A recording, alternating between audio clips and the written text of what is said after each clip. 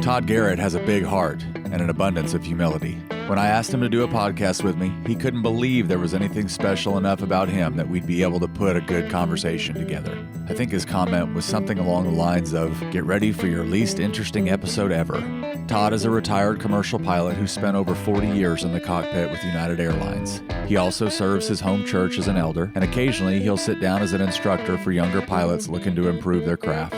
But I know Todd as the leader of Skiing with the Galilean, a summer camp on Lake Marble Falls and Lake Athens that provides a total of 6 days of water fun for foster kids and families of children with special needs. Skiing with the Galilean is currently in its 27th year of service and has served over 12,000 campers in its history. Last year's camp served more than 600 kids with more than 180 volunteers, all the while never having solicited donations, having had an office, or any full-time staff.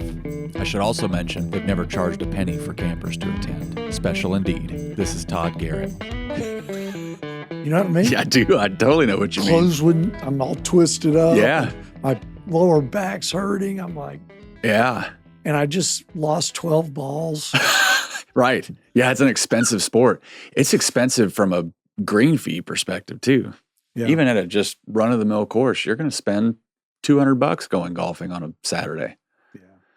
What I noticed, this would be a terrible way to categorize people that play golf because they definitely don't all fall into this category. But there is definitely an element of that subculture that wants to get away from the family badly. Really? Oh, yeah. Oh, yeah. And you hear it in conversation all the time at the golf course. Really? Yeah. It's like a distaste for their wife and kids, and this is an excuse for me to get away for 4 hours on a Sunday morning. And again, that's not a ubiquitous characteristic of weekend golfers, but it was frequent enough that it gave me a little distaste for it. But also not being able to play it, that's a turnoff. Yeah. And to be fair, I mean, to play at a high level, super difficult. I mean, to be able to fade and draw and all that. I mean, I have the utmost respect for them. Yeah. But it just is no fun. When you faced guys throwing 90-mile-an-hour fastballs and hit it successfully, and then you've got a ball that's just standing there on a tee looking at you, and you can't hit that stinking thing straight, it is hard to want to play that sport and to give that much time to it. Isn't that funny? Golf had a lot working against it for me to be a part of it. Yeah, I'm with you, man. I never.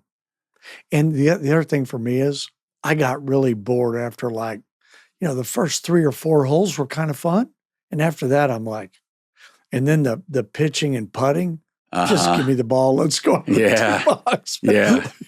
Being somebody that's competitive by nature, sometimes fiercely competitive and about stupid stuff. Like if I'm playing you in cards or we're playing dominoes against each other, I want to execute you in this game.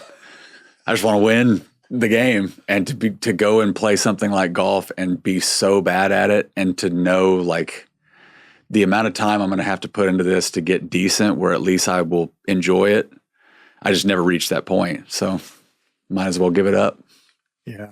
I'm with you, man. I'll fish for 4 hours when I'm an old guy. I'll spend my 4 hours outside fishing. I'm okay with that. Well, you have a good setup, and if your boys love living there, y'all have big fun. Yeah. And it goes quick. It goes quick. You have how many kids? 2 boys. 2 boys. And they're 30s, you told me, right? Yeah, mid-30s. Mid-30s. What are their ages? 34 and very soon to be 36. Okay, so they're the distance apart that my 2 boys are. Mm-hmm. Yeah, 22 months. So, yeah. So, and this may not be what you experienced, but, I thought, well, we'll have them till they're 18. No, 16. When they start driving, you'll be shocked how little you see them. Really?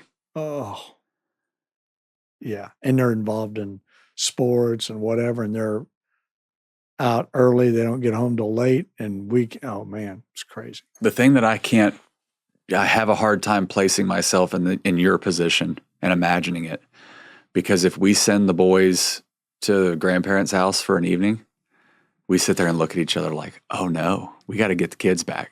It doesn't feel like our family's intact when our boys aren't under our roof, which I get. We've only been parents for 10 years. So we don't have the full spectrum of experience to know what that's like. But having kids that are old and have their own families, it must make holidays special when they're all back under the same roof again. Yeah, but but I don't know. Dynamics change, man. It's interesting because, you know, the whole part about leaving and cleaving, there's a lot more to that than I ever really recognized, because they really do start their new own family unit. Yes. And so, which is fine. That's the way it's supposed to be. But anyway. Maybe a thing we take out later, but I would appreciate your perspective on. I should say you and I have known each other for a little while. When was the Lake Austin skiing with the Galilean? What year was that? I can't remember exactly. The Lake Austin skiing with the Galilean, I think that only happened 1 year, right? Correct. You don't remember what year it was? Probably would have been like 09? Yeah, and probably around there. That's when I had it placed, was 08, 09. Mm-hmm. So I would have met you then. And then we've only really known each other through the camp context. Mm-hmm. So at most 3 days a year, we're around each other. And most of those days I'm out on the water and you're up on the shore. But I am interested in talking to you about that. I am interested in talking to you about family dynamics. Where faith is concerned, that's what I'm noticing, Todd, is I'm at a place in my life now where I'm taking as much ownership in my family dynamic as possible. And where it's not ideal is when my opinions run up against my folks' opinions. Mm. And now there is a line there where, hey, this is my family dynamic. And there are things that are important to me that I understand if they're not important to you, and that's okay. Right. But where to draw that line, and you mentioned the leaving and cleaving thing, that's a hard thing for a parent to undergo.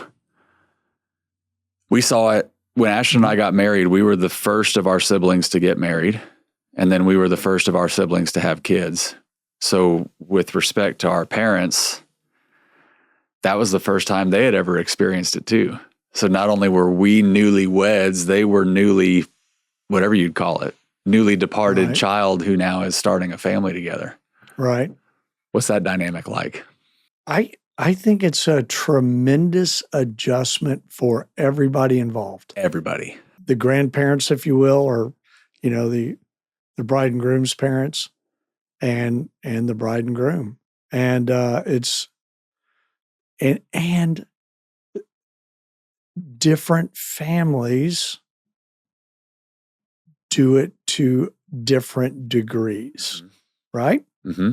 And so there's no hey, this is the way it is, because some families stay very united. You're living near your in-laws now, Ashton's parents, which is a great thing, and my folks live in Smithville. They do. They do. Okay. Yeah. So yeah, you're there, and so that's a great thing. But then other people, don't, and so I don't know. It's just there's no cookie cutter. There's not. But except for the fact that I do believe that leaving and cleaving from Genesis, that's a very big thing, and it does happen, and that's what happens, and it does take the new precedence over trumps everything, right? Yeah. So I wish I had great advice for you. Just being gracious and kind and understanding and giving and taking a little bit, Yeah. probably goes a long way. What I've noticed is, every marriage dynamic is different because you have generational elements to it. Mm-hmm. And the way that my parents interacted with their parents and their in-laws and the generation before that has that trickle-down effect with both of our sets of parents, both mine and Ashton's. Both of our sets of parents gravitated towards one set of their parents. So with my folks, I was raised on a farm in Manor that was the same farm my dad was raised on, and his parents were right across the gravel road. So That's great. we just heavily gravitated towards them. It wasn't that we didn't have a relationship with my mom's folks, but everything we did with my grandma and grandpa on my dad's side. For Ashton's folks, she was raised in Smithville, but as a young girl moved to Leander, where her mom's parents were, and they were much closer to her mom's parents growing up than her dad's parents. And actually, when we got married, our premarital counselor prepared us for that. He said, hey, there's a thing here that's a fight waiting to happen that you probably haven't had it yet, but it's coming. And it was that Ashton and your family, this is where the gravity was, and it made holidays and things simple because you weren't splitting attention. And Tanner, you got the same thing, but y'all are both close to your parents. Wow. So you're going to have to figure out how to jockey that real early on. And how have you done? I mean, I'm still married, but not for a lack of tension there. That's not a straightforward dynamic to work through. I will say my in-laws and I have a very, very good relationship now. But it's also probably because we have rubbed up against each other enough. We've roughed each other up enough to know like there's boundaries here on both sides. There's opinions that I have that you might not hold and vice versa. And we have enough respect now in how we've jousted when there's been a joust to have trust there to know like, I love you. I'm going to see you all the time. And I bought a property right next to yours. So we're linked. Yeah. Good for you. Sounds like you're handling it well. It's a thing that requires constant gardening, like anything good, right? And I saw your garden today. It's beautiful, by the way. It's a work in progress. Yeah. It'll never be done, just like the family dynamic will never be done. Yeah. What I'm interested to know about you, start with your career progression. So how long did you fly for United? 40 and a half years. 40 and a half years. Mm-hmm. What got you into it? Why were you a pilot to begin with? Since my earliest memories, 4 years old or 5 years old, all I ever wanted to be was a pilot, fascinated by airplanes. Really? It's all I ever wanted to do. And so I really pursued that. And, I kind of came from a broken family. And so, anyway, long story short, I started taking flying lessons. When I was younger, I built model airplanes and, flying models and all that stuff. You were really into it as a kid. Yeah. And so when I was 13, I started taking some flying lessons. And then I soloed on my 16th birthday, which is the youngest you can do. And then private on 17th birthday, and then commercial and instrument and flight instructor when I was 18. And I flight instructed when I was in high school. And then I went to University of Texas because I needed a degree. All I really ever wanted to be was an airline pilot. And so while I was at UT, I flight instructed there. And I got accepted in the Navy and Air Force because the airlines really weren't hiring at that time. But I for a couple of reasons, didn't do that. One, I knew I was going to get married to Rita. And the other thing was just that you kind of lose control when you go to the military. And in 4-year blocks of time. Well, and even then it was 10 and you don't know what's going to happen to you. Yeah. Whoa. Right. So I didn't do that. And I got out and flew Learjets for a couple of years and then went to United. And so I credit 100% of it to the Lord. People go, when I was 18 and got my commercial license, then there were only 25 of us in the U.S. that year as 18-year-olds that did it. And so people think, man, you must have done this, that, and the other.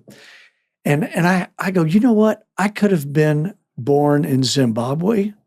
I could have been born blind. I could have been born with a different aptitude or go down the list or not had the opportunity. And the Lord did all of that. He put the passion in me to want to do it. He gave me the adequate health to do it, the proper aptitude to do it, and being born in the right place at the right time. And I had no control over any of that. right? Mm-hmm. So I have nothing but gratitude that the Lord put that passion in me, and then made the path clear for me to do it.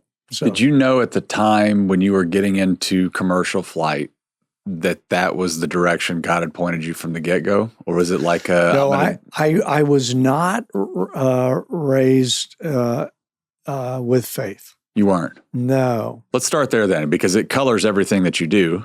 Tell me your faith story. This is a great story. Okay. So I was not, as I said, my family, busted up when I was young, and I won't go into all those details. It doesn't matter. But I was not raised with faith, and my mom and dad did the best they could do, and I'm not critical or faulting or hold any grudge, but I just wasn't exposed to that. So when I was 17 in high school, I started on the wrestling team, and there was a wrestling cheerleader, and we started dating. And on the third date, we were driving away from her house, and she looked over at me and she said, "Do you know who Jesus Christ is?" I thought for a minute, and I go, "You know what? I've heard the name, and I know it's somebody famous in history. I have no idea who it is." You were 17? Yeah. Really? And so she told me, and I believed. And so I came to faith then. Her name's Pam Millsap. If she ever sees this, Pam, I love you. What a great woman she is. Really, really great woman. But in any case, so that's where my journey began. And it began from a very raw specimen, if you will. And that's where my faith journey began. And how it worked through your professional life, you never really had questions about whether or not you were doing the thing you were meant to be doing because you came to it as a kid. Right. Yeah. There was never any doubt for me. And I had no illusion that I would ever achieve it. Back then it was hard to get that job. Kind of like being a Major League Baseball player. Yeah. Not that hard, mind you, but it's, there wasn't as much opportunity for it. Right. Yeah. So have you evaluated, now that your career in flying commercially is over, have you evaluated what was it as a child that attracted you to it? How much of it was nature and how much of it was nurture? Yeah, that's a great question. So to me, what really makes a successful anything, right? Go down the list: baseball player, entrepreneur, airline pilot, doctor, whatever, teacher, whatever you are, is having an aptitude. Like it suits you. It comes natural to you. It gives you energy when you do it. And flying was all that for me. So I really fascinated by it, loved it. I had an aptitude for it, and it gave me energy to do it. I look forward to it. Yeah. So I thrived. So no, that being said, there's a certain amount of work you have to put into learning and perfecting your craft and that. And so that goes along with it. Yeah. And you've done some instructing since then.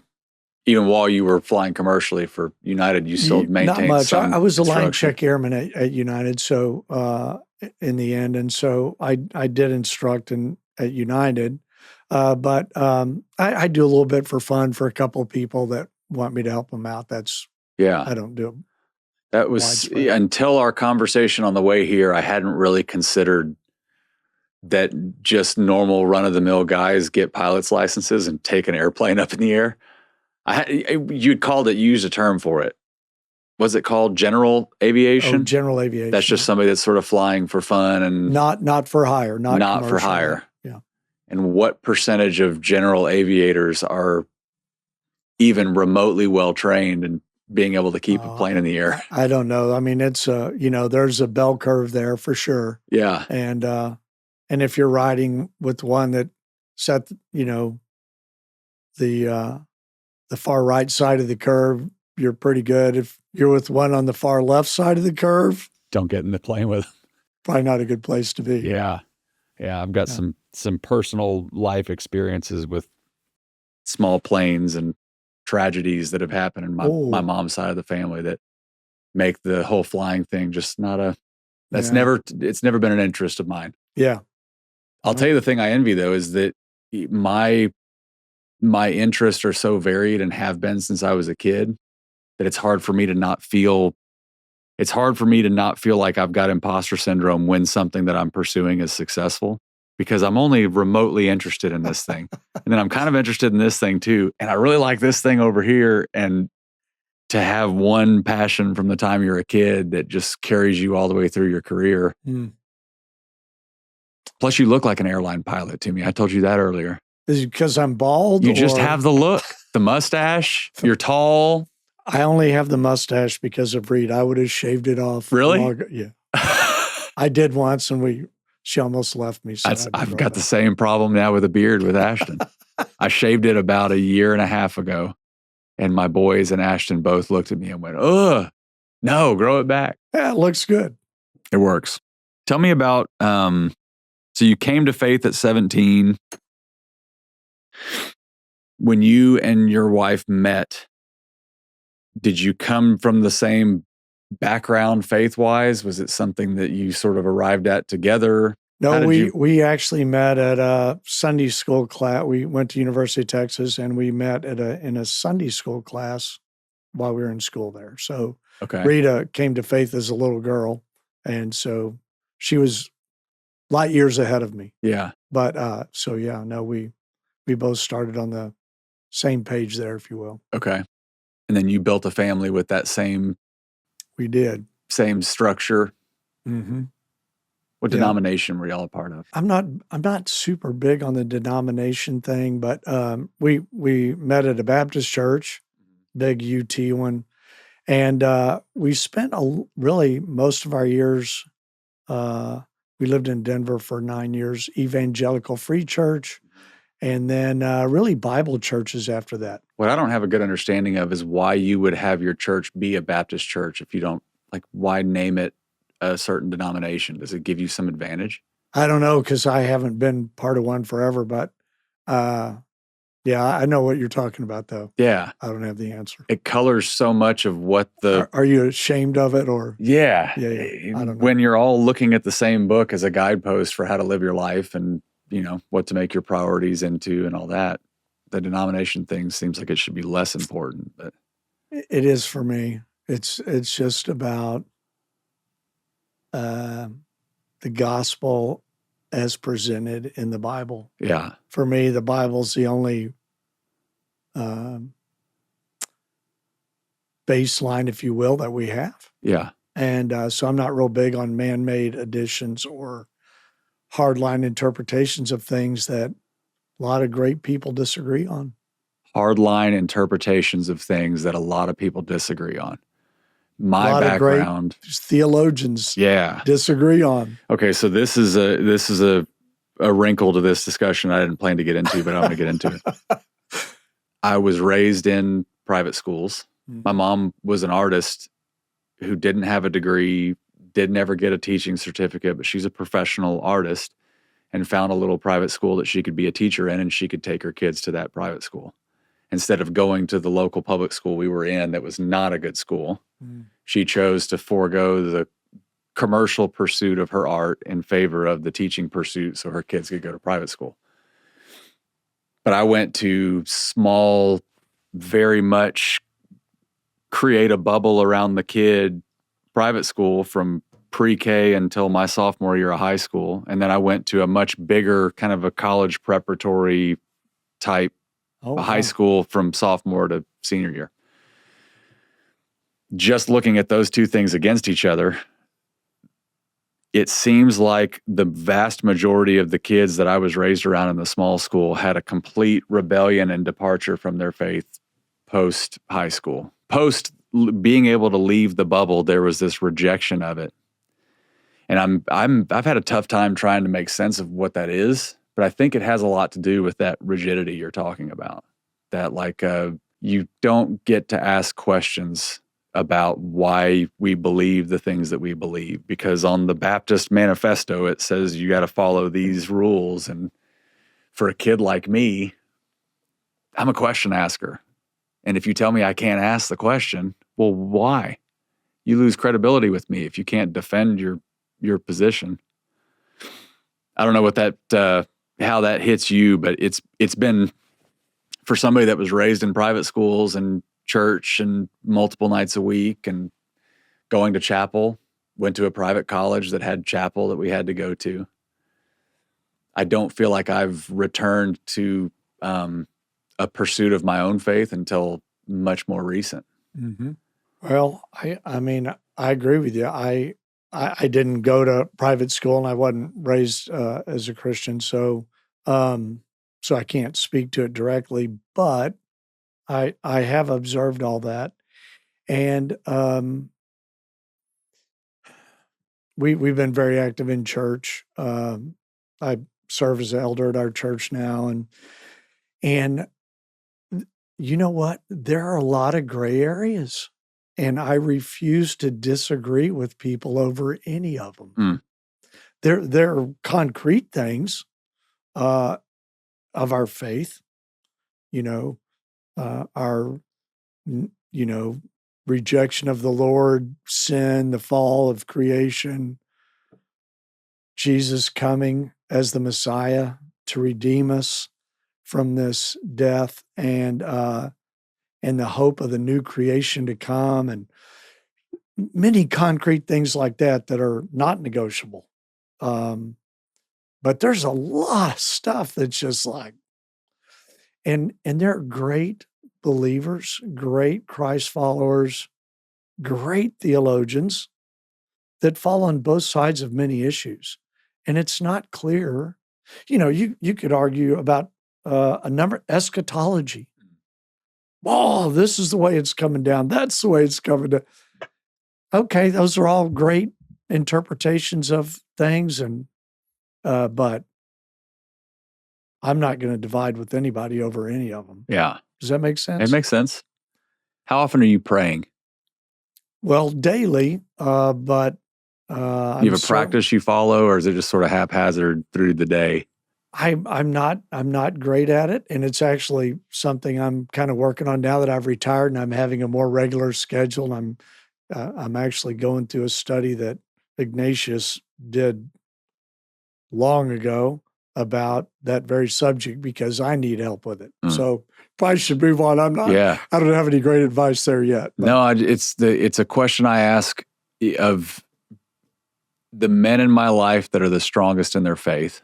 I admire the strength of the faith because we talked about this before we recorded, but I am a justice seeker by nature. I'm a truth seeker by nature. And if something doesn't look true to me, I want to be able to ask 1,000 questions of people that all seem to agree that this is true and understand how they arrived at it.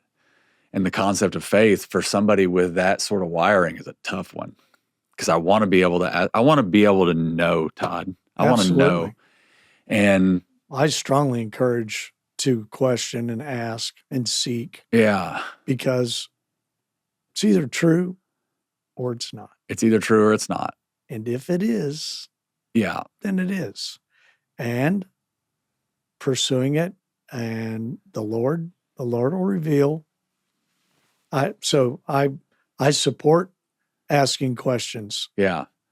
The element of that I find fascinating, in particular with the men that I look up to and the way that they live their life with their faith intact, is when you're praying or when you're seeking God's direction for your life, does he answer you?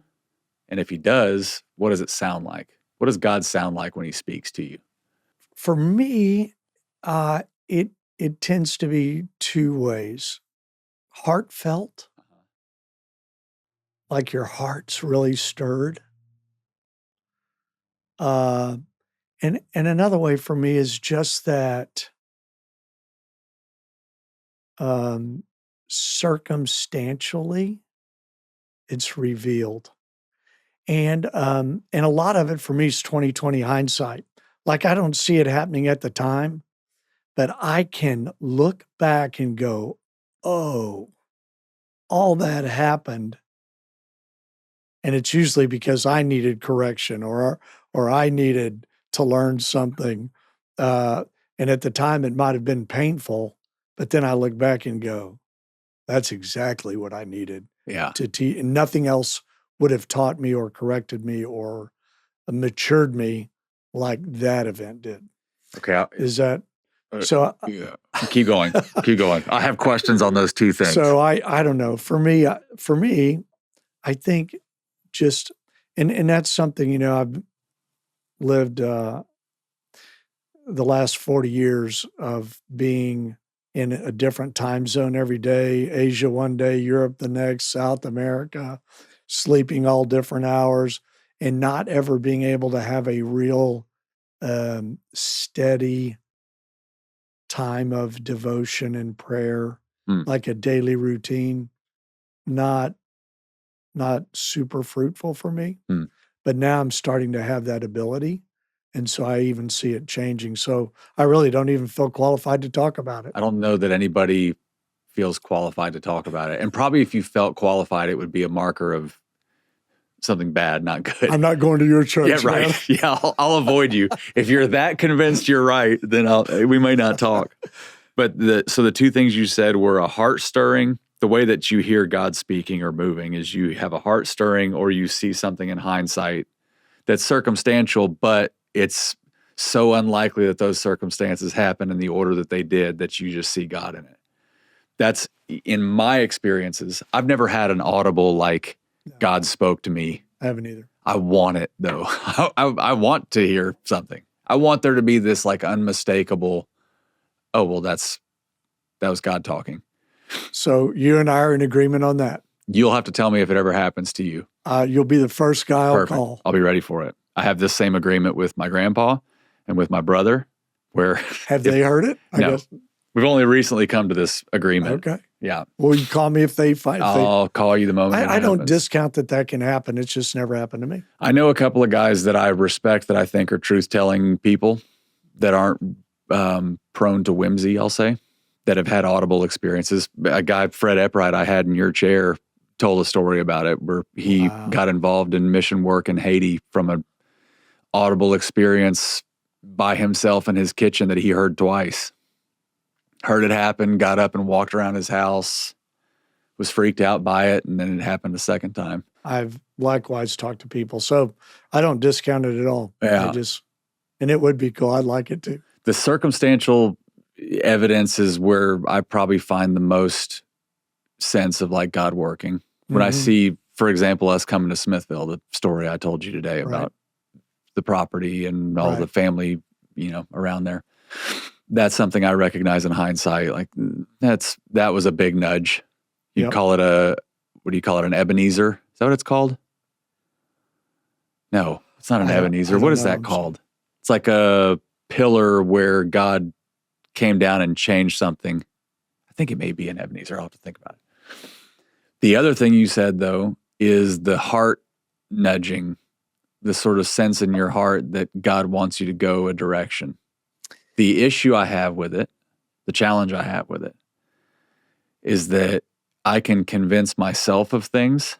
I can convince myself that, oh, that must have been a nudge of the heart that's God speaking. Right. And deciphering between the two is a real challenge. Yeah. God, is that you talking to me that's telling me to go do this thing? Or is that because I want to go do this thing? The podcast thing's a perfect example. I feel like I should be doing it, but I don't know if it's because I just enjoy doing it or if it's because I'm supposed to be doing it. So, I don't know, the outline of this interview, or if you will, but conversation over coffee. If we get to skiing with the Galilean, I have a great example. Let's get to it. Okay. Give me the example, and then we'll go talk about the genesis of skiing with the Galilean. It's really been an amazing journey. And I am 100% convinced that the Lord orchestrated every second of it. and he totally provided for all of it. And he totally makes it happen in spite of me or anybody else involved. And there's so much evidence of that. And maybe some of it will come out later, that to me is a great example of the Lord at work. And there have been arguably one of the toughest things I've been through happen there.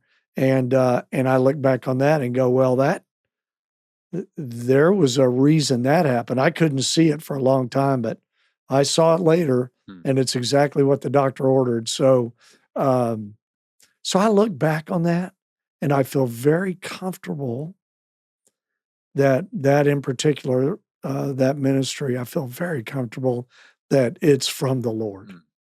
You know what I mean? Tell me the genesis of it. Where did it start? So the genesis of Skiing with the Galilean. So I guess first say what it is. You meet somebody in an elevator and they say, "Are you Todd with Skiing with the Galilean?" How do you explain? So Skiing with the Galilean now, it is a ministry for orphans, foster children, children and adults with special needs. And it provides a fun, extravagant, wonderful lake day, which we can describe in a minute, combined with great home-cooked food. And they hear the good news of Jesus. And it's all free. And we do 2 camps a year. It's all free. Campers don't pay for anything. We have about 600 campers a year. We do 3 days in Marble Falls, 3 days on Lake Athens. And we have 180 volunteers, 50 or 60 boats. And so we get a different group of kids every day. Each camp has a special needs day and then 2 foster and orphan days. And you know what, Tanner, I want to say at the outset here that I have a lot of memories that are very poignant. And one of them is you. Oh, really? And you really are. Paul, get ready to edit. You're very gracious. You're very engaging. You're very kind.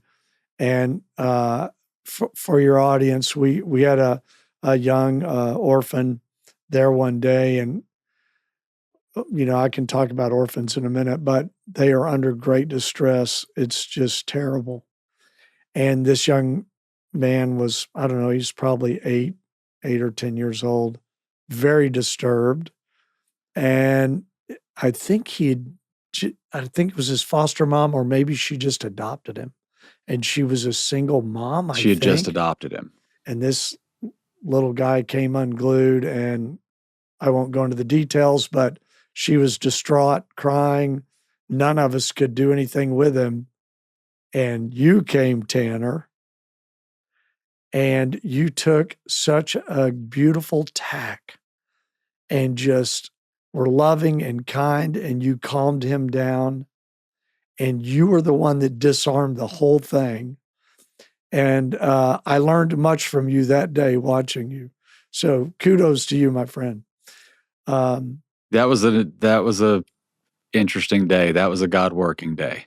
Yeah. Because I was watching that unfold from afar. Right. And my instinct was, don't step in there. You don't belong over there. You stay over here and get the boat put back together. And then before I knew it, I'm stepping out of the boat, walking towards that kid. Yeah. And I couldn't tell you why, but I connected with him pretty well.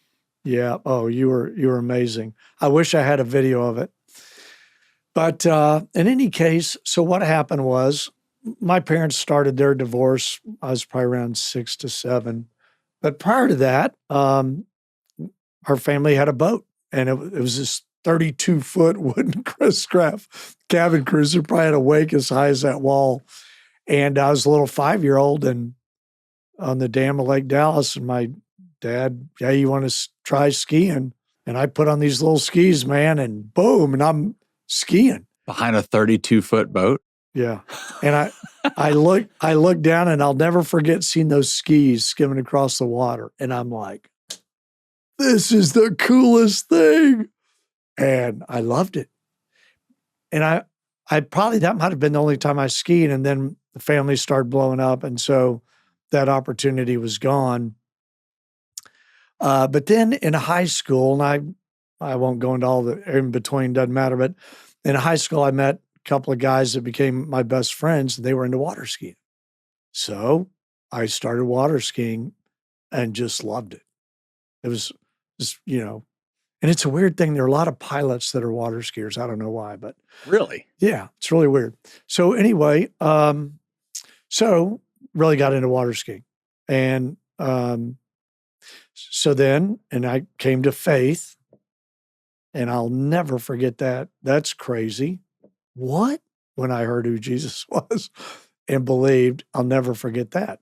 That So would have been later right at the on, same time. That would have been high school. not too far apart. Yeah. And so, got married and had kids and were involved in church and all that. And the Lord, I feel like, laid it on my heart. And when I use the word heart, in scripture, cardia, our thoughts, our feelings, our passions, our desires, that part of us.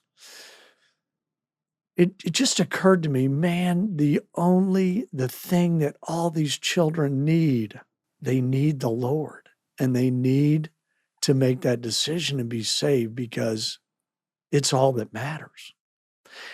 And I don't know, I credit the Lord, but it just popped into my head that, wow, what if we combined the thrill of learning to water ski, and it's a thrill for anybody, and everybody remembers it even if they don't ever do it again, with the thrill of hearing the gospel, and put it into one event for just a huge day in the life of these kids. And then the name Skiing with the Galilean popped in my head, and we were at Westlake Bible Church in Austin at the time. So I went to him and I said, hey, I'd like to start this ministry. And so we'll have church kids, but they can only come to camp if they bring a non-church friend. So it started as a church camp. It did. Huh. And so we did it. And we did on the Pedernales River. We had about 5 boats. And the kids came for 3 days in a row, and they learned to ski. We would pull 8 of them at a time behind one boat. And a lot of them learned to slalom. They really learned to ski. And they were like 4th and 5th grade. And they heard the gospel over 3 days. And then on the 4th day, all the families came out. And we had a big barbecue, and the kids put on a ski show. And we rolled that way about 5 years. And I just thought, you know what? The kids that are coming, man, they've got soccer camp, Kanakuk, all this stuff. And it wasn't a bad thing we were doing, but, these kids had a lot. Anyway, long story short, we took a little bit of a break, and I had a good buddy, Randy Jeter, that was like, hey, man, you need to start this thing back up. And I said, well, I've been thinking about it. And I go, okay, I'll do it, but we're only going to do orphans and foster kids because they've got nothing. And before the camp, was about 5 boats. In an instant, it was 20 boats.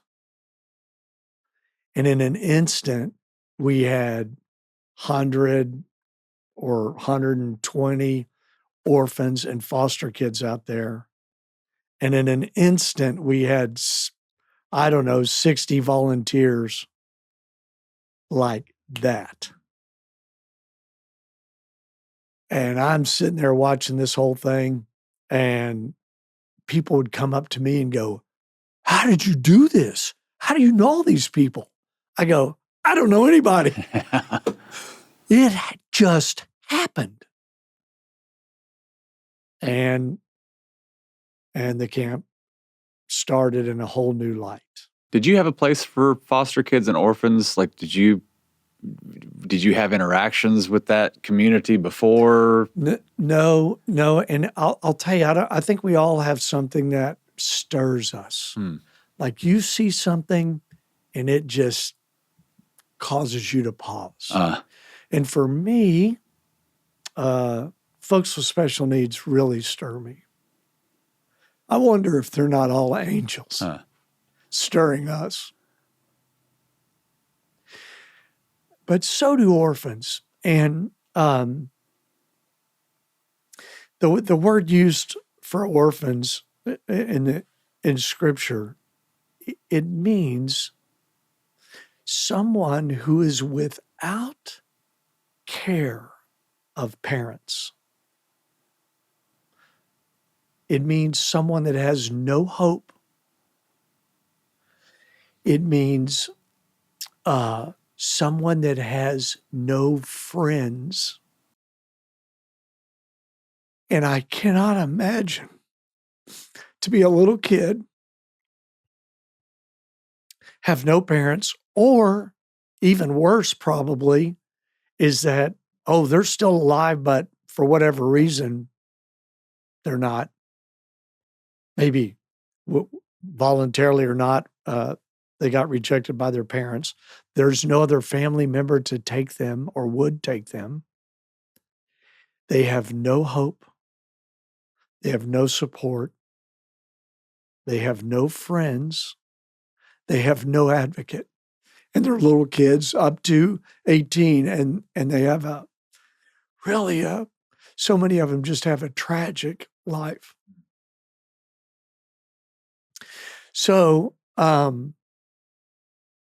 this Skiing with the Galilean has just been an amazing thing because these kids come out and they are, James 1:27, pure and undefiled religion in the sight of our Lord is this, that you minister to widows and orphans in their distress and are not stained by the world. And so the word distress there doesn't mean like, oh man, you just spilt your coffee on your lap. There's, oh God, I'm a little distress here.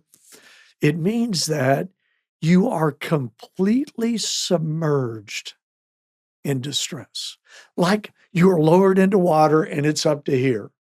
And you are completely immersed in distress. And widows and orphans are that. And so, people often go, well, I don't know what God's will is for my life. And, do I do this, that, or the other? I don't know. But there are some things that, are explicitly stated that should be things we do. And ministering to widows and orphans is one. So we did it, and you're part of it. And now we have 180 volunteers. Nobody gets paid. We have no brick and mortar. It's crazy. I'll tell you an early sign. When we did it in the old days, and we did this big barbecue, and we just did it. And we never asked for money. Still don't to this day. We never ask for money. It just happens. But this mom came up to me and she's watching all these kids skiing, and they learn to ski and they've got this big barbecue and we haven't paid anything. And she came up to me and she was almost a little like, she goes, how are you paying for all this?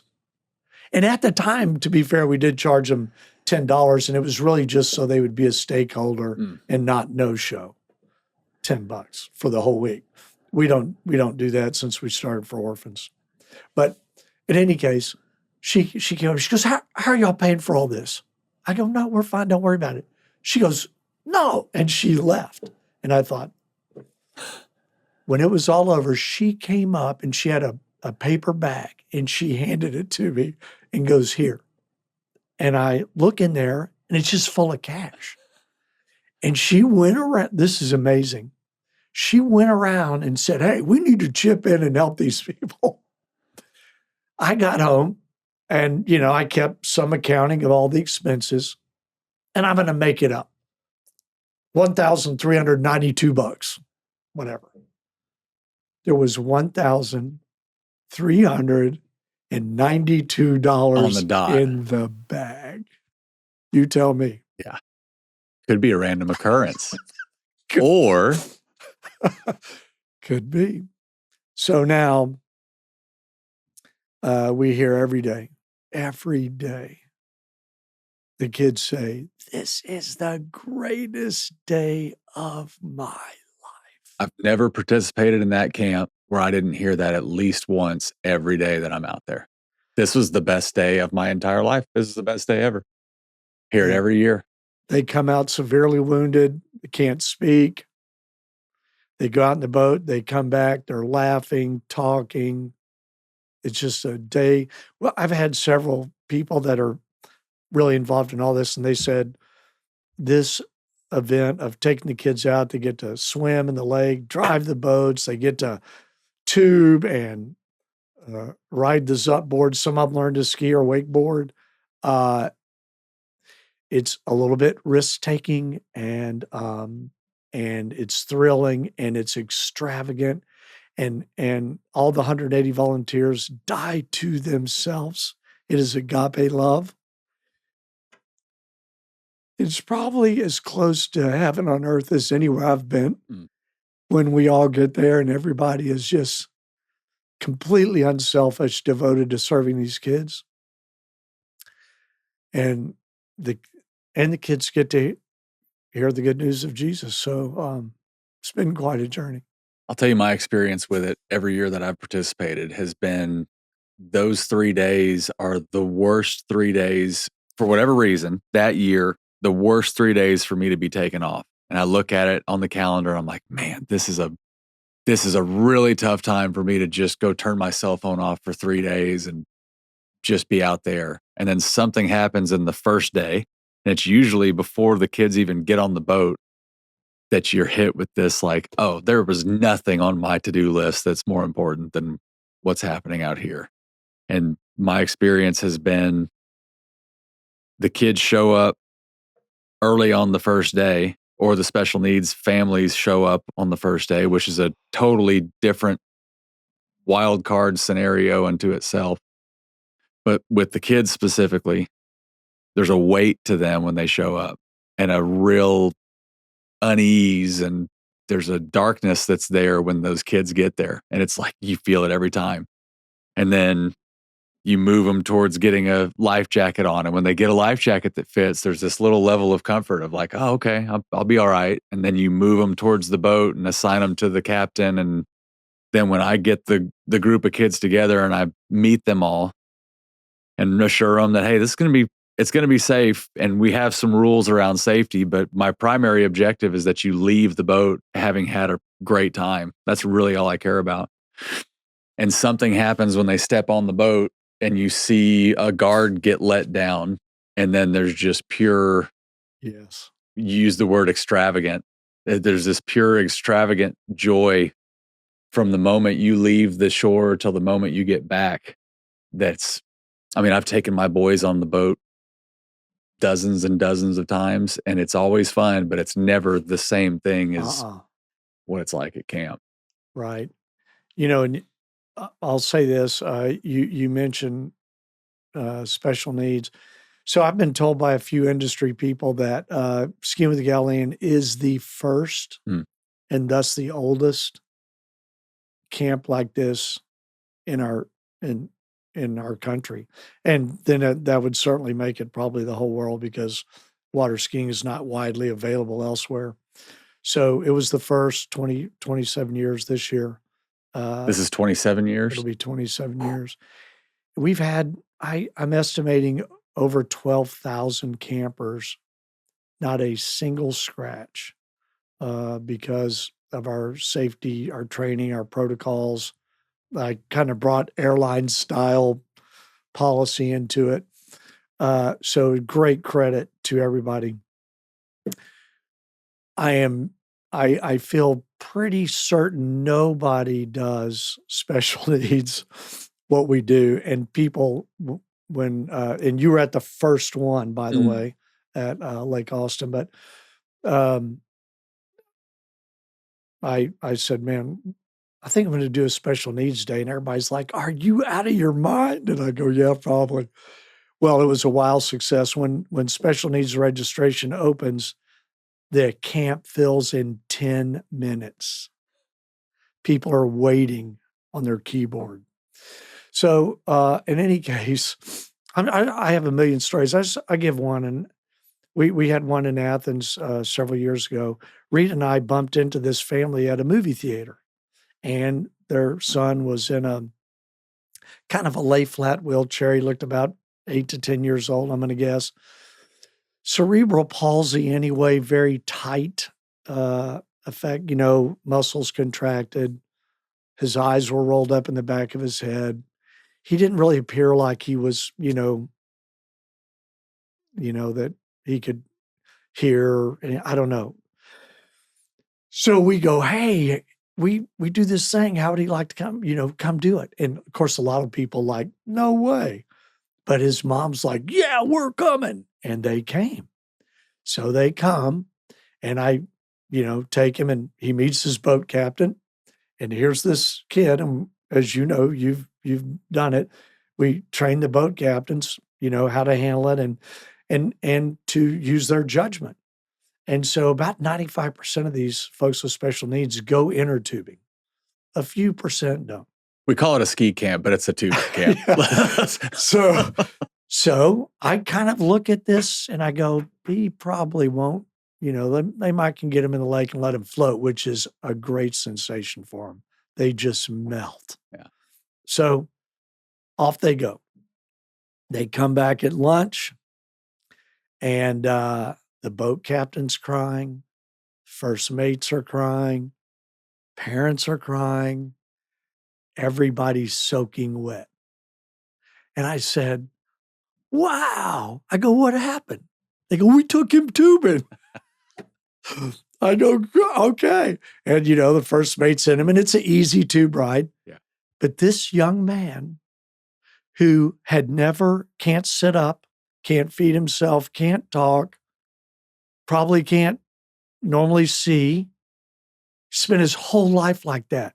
He just went inner tubing across the lake. But it gets even crazier. They come back the next year. Now he comes, and everything's kind of the same, except he's on oxygen. He's got an oxygen tank. And I'm sorry, I forget his name, but how's he doing? He's not doing too good. Okay. All right. Well, here's your boat captain.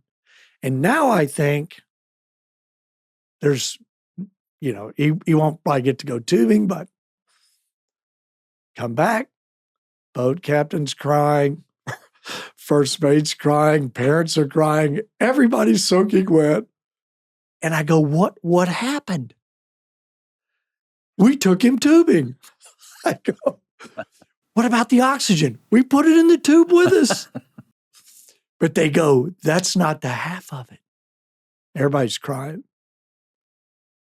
And they go, before we pushed off, we just confirmed our signs, faster, slower, stop. And this little boy, we've never seen him move, could do anything. They're going to cross the lake. And his thumb comes up out of the tube. He wants to go faster. That's great.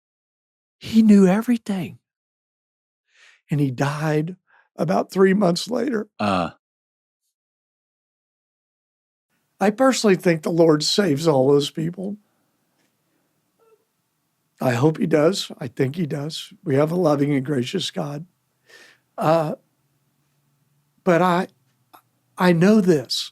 I feel very comfortable in saying I'm certain those 2 days were among the very greatest days he has ever had on this earth. That's what we do. Yeah. That's awesome. You ever had anybody cry on this thing before? You're not the first. I bring it out in people. No. Tell me about agape love. Oh man, Define agape love. it's only in Scripture, and in the U.S. and everywhere around the world. I go, hey, what do you love? Oh, I love my wife. I love my kids. I love my job. I love my truck, or I love skiing, or I love whatever. I love. Oh, I love this restaurant. And Scripture has, there are 4 loves in the Greek language, and 2 of them in Scripture, phileo, Philadelphia, where we get that brotherly love. You and I have that. We have an affection for each other. We like each other. It's easy for me to love you, and hopefully vice versa. But then there's agape love, and it's only from the Lord. I'll ask people, well, what do you love? And they tell me all the things I just mentioned. And I go, well, who here loves their enemy?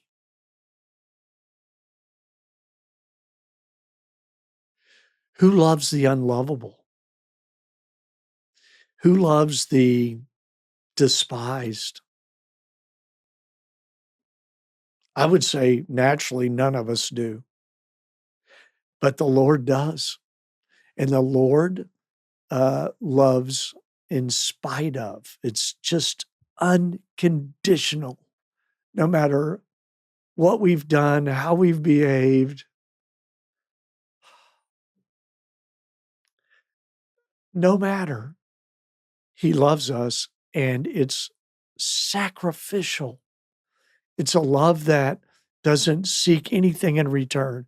It's a love that loves unconditionally, uh, and it doesn't come natural to us. And so I just have to ask the Lord to give it to me, and it evaporates. But day by day, I soften a little bit, but I by no means have it all down. But Yeah. Tell me about, after 27 years of doing the camp, how much longer are you going to do it? What's important to you about the legacy of the camp if it's going to continue beyond your involvement? Yeah, so it's all Lord willing. Yeah. Does this camp go on another day or not? That's up to the Lord. He created it. He's provided for it. He has run it. He's provided everything, the people, the resources, everything. And I do hope that He's been glorified in it all. How long will it go? I don't know. Only He knows. Notwithstanding, we are currently in the process of succession planning and getting younger people like you to replace us, because most of us in the leadership of the camp and in key roles of executing that, we're getting older, and we have people in their 70s that are out there working hard all day, every day, and nobody wants to quit, but everybody knows that, well, there's coming a day. And so we're actually starting to make some progress there. So, Lord willing, I don't know, but it certainly won't go on forever with the current group, right? So the fact that it is the way that you mentioned it earlier about it not being a thing that you advertise or ask for funds, or sending emails with the calendar dates for this year's camp is not really soliciting volunteers either, but you have that many people that show up, and the financial needs of the camp are always met or have been for 27 years. It's pretty neat. And as far as where to give your provision towards something where all of those dollars get put towards the actual purpose of the thing that the organization exists to serve, 100% of it goes to that thing. 100%. That's pretty special. It really is, and I credit the Lord with all that, and I would not have it any other way. And that's been the thing about this camp. is that, we've all done church ministry and, sometimes you have to pull teeth to get people to get involved or help, or it's like a struggle. This thing has never, ever been a struggle. I mean, you mentioned it, look, it takes time and you're busy and not that, but like money, we've never asked for money. On our website, we don't have a click to donate. What happens is people come out and they see it and they watch it and they go, here's some money. That's how it happens. Simple as that. That's how it's always happened. Yeah. And if it ever came to where we have to ask for money, then I would probably be like, well, I guess this is the end of the road. Yeah. I don't know, but and it's not a terribly expensive camp to run considering what happens. But it's a complicated camp to run. There's a lot of moving parts to that. It's for a guy like you that runs an IT business, it's child's play, I'm sure. But we just, the way we do it, there are several teams and every team has its function and its leader that organizes that piece of the puzzle and everybody does their thing and it happens. You've seen me at camp. I just walk around and pick up garbage. That's not true.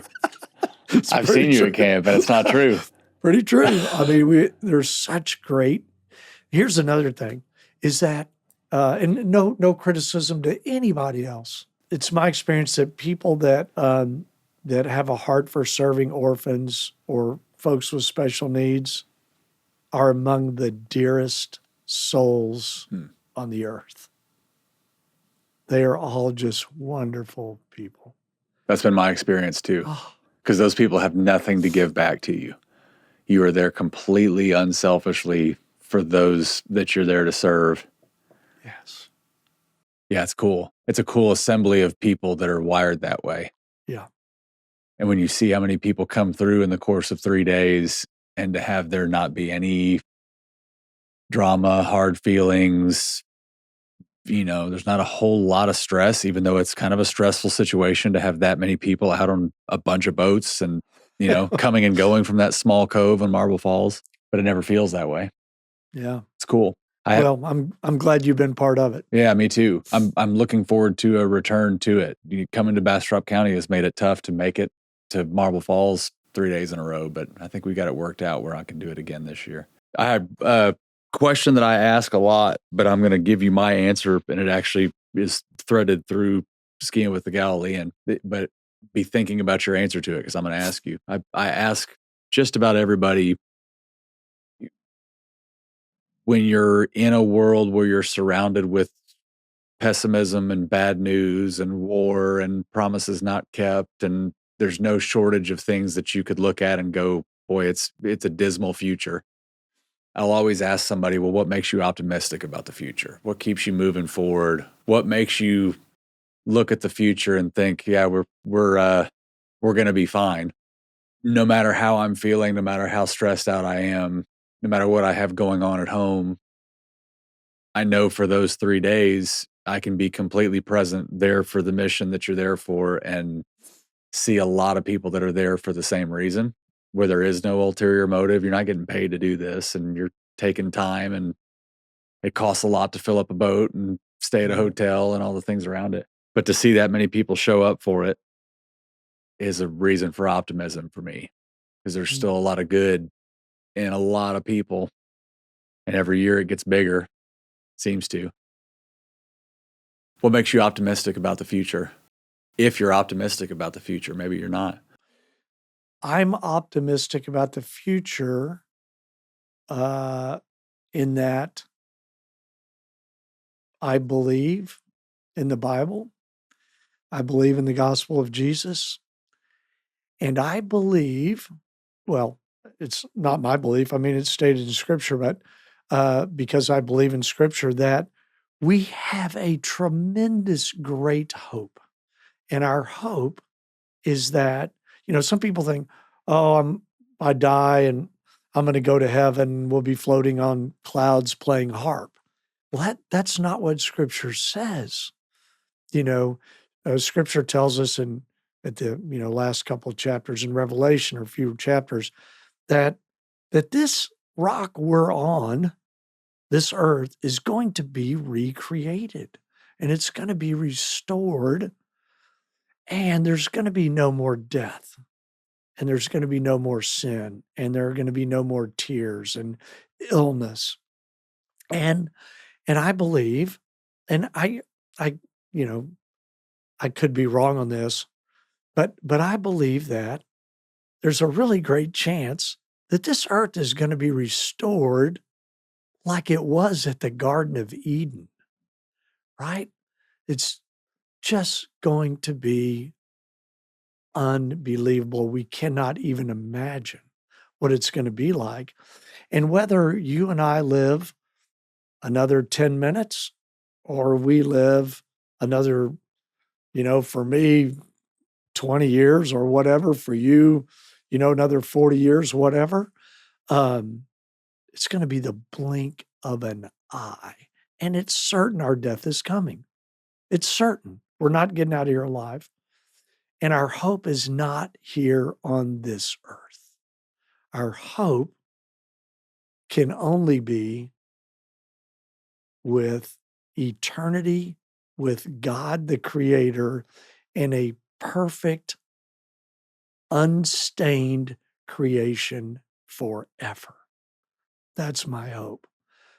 Could I say, well, I have hope in this life on this earth? Well, certainly there are things I can hope for and enjoy and, and be thankful for and have gratitude for.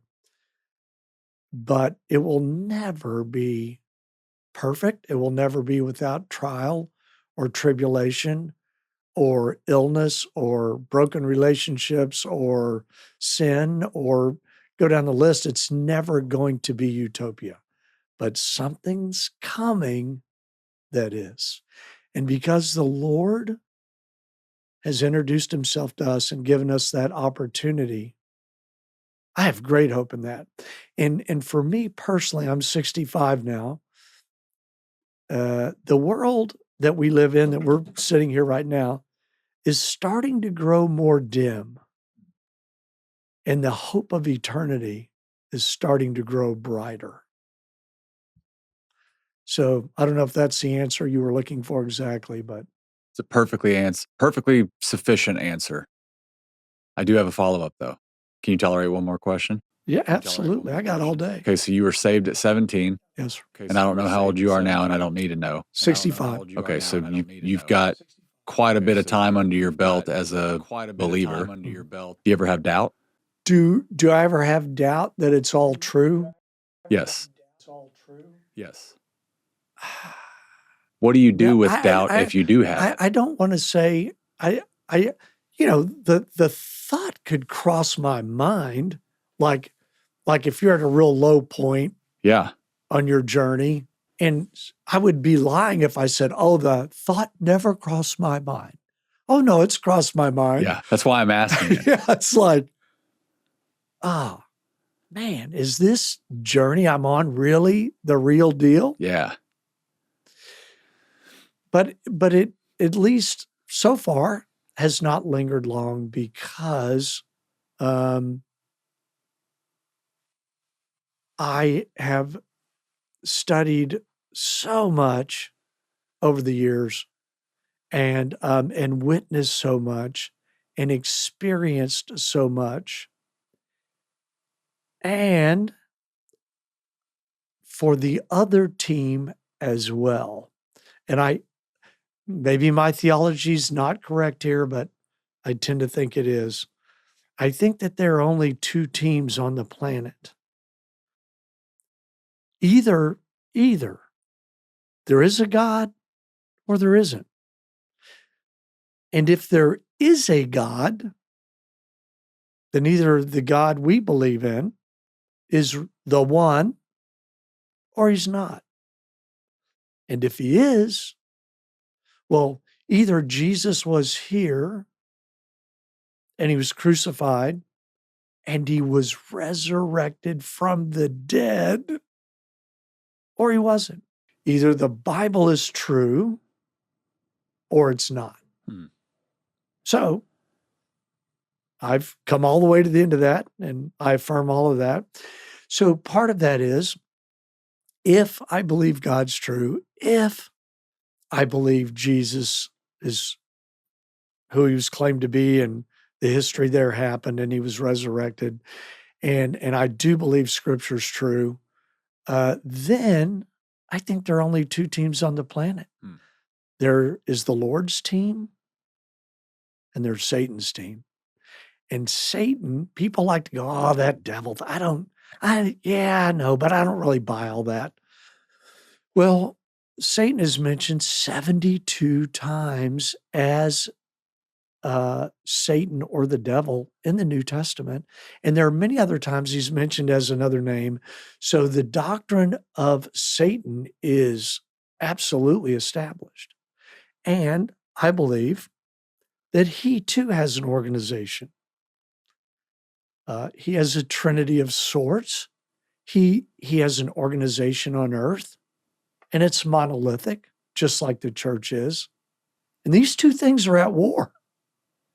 And so not only do I see on the Lord's side, wow, all this is true, and there's evidence. I also see the Satan thing is true too, and there's evidence there. So if it becomes a binary decision, of course, it is the only path. And so, Satan is deceptive, meaning that one believes a lie. And you and I both know, we talked about it a little bit on the drive over here, there's a lot of deception in the world. I was going to ask you that. Does the Lord have a political party, or does the devil have a political party? Oh, I think the devil does. I don't think the Lord does. Yeah. I just look at Jesus and his journey, and seems to me he never gave much attention to any of it. When the Pharisees were trying to trap him, and well, whose image is on this denarius, right? Render to Caesar what's Caesar's. His kingdom is a different kingdom, and that's the kingdom I want to be in.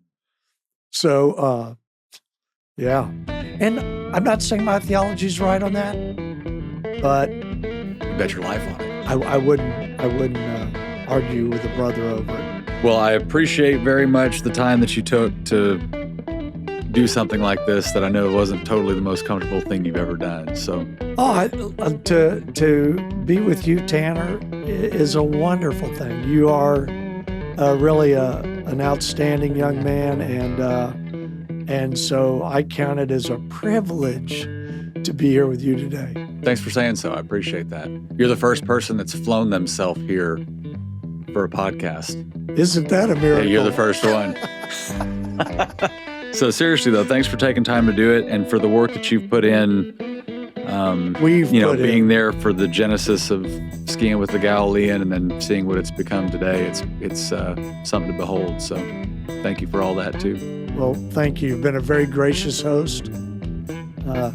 By the way, if you ever get a chance to go visit Tanner's beautiful place, take him up on it. All right. Well, thank you very much, Todd. I do appreciate the time. Skiing with the Galilean is swtg.org. swtgtx.org. .org. Yes. All right. Thanks a lot. Okay. Thank you, Tanner.